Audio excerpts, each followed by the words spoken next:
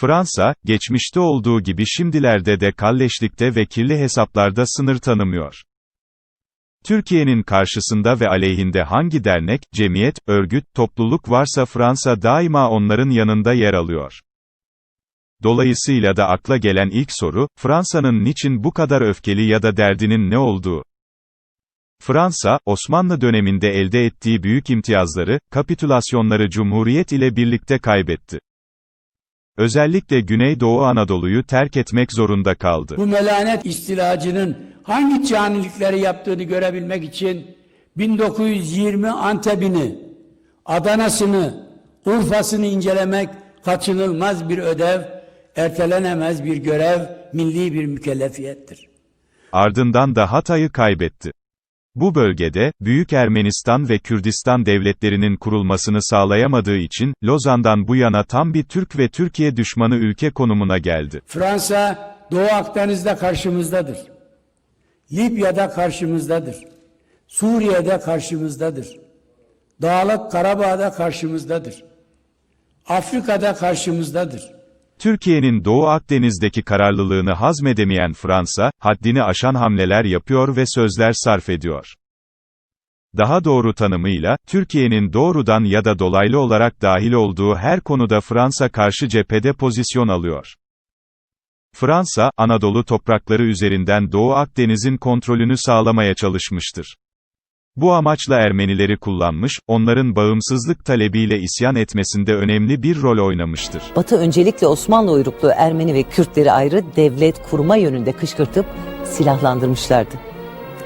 Ermenilere verdiği desteği ve Ermenilerle işbirliğini İstiklal Harbi yıllarında da sürdürmüş ve Anadolu'dan tahliye ettiği isyancı Ermenilerden oluşan 3 taburluk kuvveti, Kıbrıs'ın Monarga köyünde eğittikten sonra Urfa, Antep ve Maraş'ın işgalinde kullanmıştır.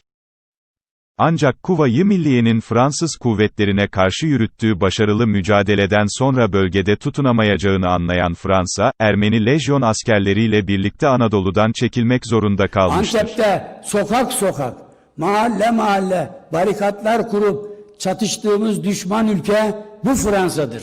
Adana'ya sorsunlar, Fransa'yı Şanlıurfa'dan öğrensinler, Fransa'yı Gaziantep'ten dinlesinler. Fransa'yı yakılan Mersin'den duysunlar. Bu ülkenin geçmişinde işgal vardır. Ermeni çetelerine üniforma giydirip üzerimize salan ülke bu Fransa'dır. Ermenilerin, Anadolu'da yurt kurma girişimlerini Lozan görüşmeleri sırasında da dile getiren Fransa'nın, özerklik verilmesi konusundaki talebi, Türk heyeti tarafından ısrarla ve taviz verilmeden reddedilmiştir. Türkiye ile Fransa arasında yaşanan Hatay sorunu günlerinde de, Dersim isyanını destekleyerek, Türkiye'nin dikkatini Hatay'dan Dersim'e çekmeye çalışmıştır. Dersim ve Hatay'daki Alevileri Türklere karşı kışkırtan Fransa, Hatay bölgesindeki Ermenilere silah dağıtmıştır. Özetle, Fransa'nın Kilikya diye adlandırdığı, Çukurova bölgesinde Ermenistan kurma hayalleri ve Antakya bölgesini Türkiye'den koparma çabaları İstiklal Harbi'nde savaş yoluyla, Hatay'da ise diplomasi ve kriz yönetimi yoluyla önlendi. Düşman geçerse, anca benim bedenimin üzerinden geçer diyen, rahmetle, minnetle andığımız yiğitler yiğidi, Şahin Bey'in savaştığı ülke bu Fransa'dır. Adana'da Türk soykırımı yapan, Kozan'da Defterdar Hamdi Efendi'yim, Mektupçu Ali Rıza Efendi'yi, emekli yüzbaşı Mehmet Bey'i diri diri fırında yakan ülke bu Fransa'dır. Türkiye'yi bölmek isteyen terör örgütü PKK, YPG ve PYD'yi açıkça destekleyen, Yunanistan'a arka çıkarak, ta binlerce kilometre öteden, ayağımızı kendi denizlerimize sokamayacak hale getirmek için çırpınan Fransa'nın niyeti, derdi hep aynıdır. Antep'te Kuvayi Milliye erzak taşırken yakalanıp, Dokurcum değirmeninde kurşuna dizilen, cansız bedenleri süngülenen küçük yaşlardaki 14 kahraman çocuğun katili bu Fransa'dır. DAEŞ denince de akla gelen bir ülkedir Fransa. Bugün Suriye'deki DAEŞ terör örgütüne en çok terörist veren ülkedir Fransa. Osmanlı sonrası Suriye'ye çöken emperyalist güçtür Fransa. Suriye'deki etkisi Baba Hafız Esad'la doruğa çıkmıştır. Suriye'de azınlık olmalarına rağmen Nusayrilerin en büyük umudu olmuştur. Lübnan'da bugün insanlar sokaklarda, başbakanları istifa etti ama, Lübnan halkının isyanı devam ediyor, çünkü rejimin değişmesini istiyorlar. Çünkü o rejim Lübnan halkından yana değil. Peki o rejimi 1920'lerde Lübnan'a enjekte eden kim? Pek tabii ki Fransa. Kaddafi'den para gasp eden sonra borcunu ödememek için Libya'ya apar topar saldırı başlatan, Kaddafi'yi linç ettiren, Libya'da bugün hala devam eden kaos ortamından nemalanmaya çalışan Fransa'nın ta kendisidir. Fransa'nın ana geliri Afrika'dır. 15 ülkenin oluşturduğu bir CFA frangı var. Fransa, Libya'da yenilir ve saf dışı kalırsa, başta Tunus, Fas, Cezayir ve diğer Afrika ülkelerinde Fransa'ya karşı bir başkaldırı olur.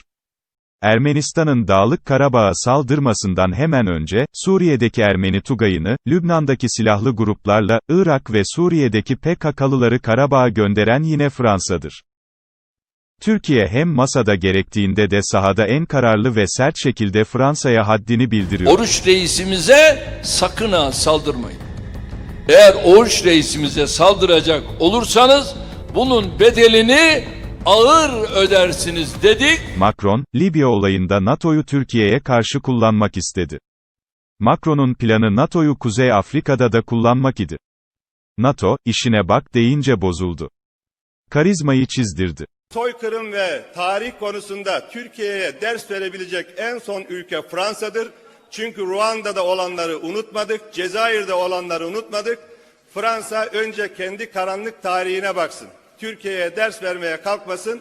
Evet, sizler böyle tepeden bakmaya devam edin ama biz de size bu şekilde haddinizi bildirmeye devam edeceğiz. Artık eski bir Türkiye. Gerçekleri duymaktan hoşlanmıyorsunuz. Gerçekleri söylemeye devam edeceğiz.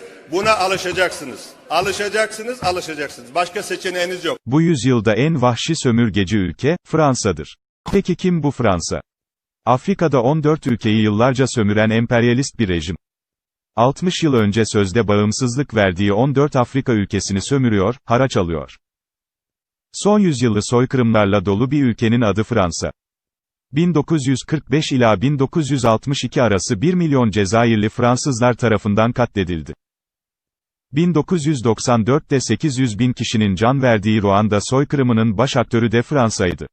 Fransa'yı bilmek ve tanımak için Cezayir soykırımına, Ruanda soykırımına, Gabon, Senegal, Benin, Tunus, Gine, Burkina, Faso, Çad, Kamerun, Cibuti katliamlarına bakmak yeterli değildir.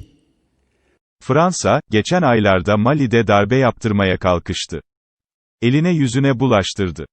Mali'de darbeye karşı darbe yapıldı ve Fransa rezil oldu. Hemen ardından Dışişleri Bakanımız Mevlüt Çavuşoğlu Mali ve Senegal'e gitti. Macron, Fransa'nın jeopolitik bir güç olmasını istiyor. Türkiye'nin Orta Doğu ve Kuzey Afrika'da attığı adımlardan rahatsız oluyor. Türkiye'nin, kendi düzenini bozduğunu düşünüyor. Bu yüzden Türkiye'yi çevrelemek, kuşatmak istiyor. Her taşın altından Fransa çıkıyor. Suriye'deki Ermeni Tugayı'nı, Lübnan, Suriye ve Irak'taki terör gruplarını Karabağ'a göndererek, Ermenilerin Karabağ'a saldırmasına yardım etti. Cumhurbaşkanımız Recep Tayyip Erdoğan, 2013'te Afrika'ya gitti. Mali ve Somali'yi ziyaret etti. Orada, sizi sömürüyorlar.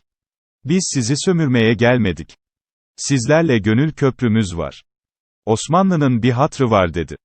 Selamün aleyküm diyerek, Tanzanya sahilinde Türkçe konuşarak, Doğu Türkistan'a kadar gidilebilecek bir Türkiye diasporası, bir Türkiye gerçeği var artık.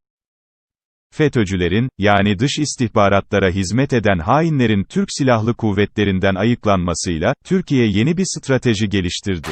Tarih gözlerini açtı, coğrafya uykusundan uyandı, Türklük ihtişamlı mazisinin iradesiyle, kutlu bir istikbalin muhteşem rotasını çizdi. Geriye çark yoktur. Bu yoldan dönüş yoktur. Mücadeleden taviz yoktur. Türkiye, kendi milli çıkarları doğrultusunda işbirliği, dostluk ve adaleti sağlamak için hareket eden bir ülke. Türkiye'nin, TİKA, Maarif Vakfı, Dışişleri ve Milli İstihbarat Teşkilatı vasıtasıyla yaptığı çalışmalar, Fransa'yı Afrika'dan çıkarır. Fransa'yı bölgede adım atamaz hale getirir. Tüm bu nedenlerden dolayı, Fransa panikledi. Libya'da kaybetti. Doğu Akdeniz'de kaybetti. Suriye'den kovuldu. En son Dağlık Karabağ'da bozguna uğradı. Macron bir tweet atarak biz mesajı verdik. Beyaz sayfa açalım, anlaşalım, diyor. Türkiye ne diyor peki? Ne Doğu, ne Batı. Ana eksen Türkiye. 6 devlet, tek millet, Türkiye bunu başarabilir mi? Türkiye bunu gerçekleştirebilecek güce, inanca ve siyasi iradeye sahiptir.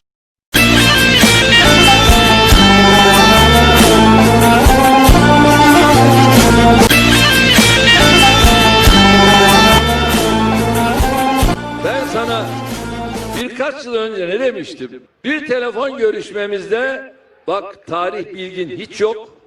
Önce tarihi öğren demiştim.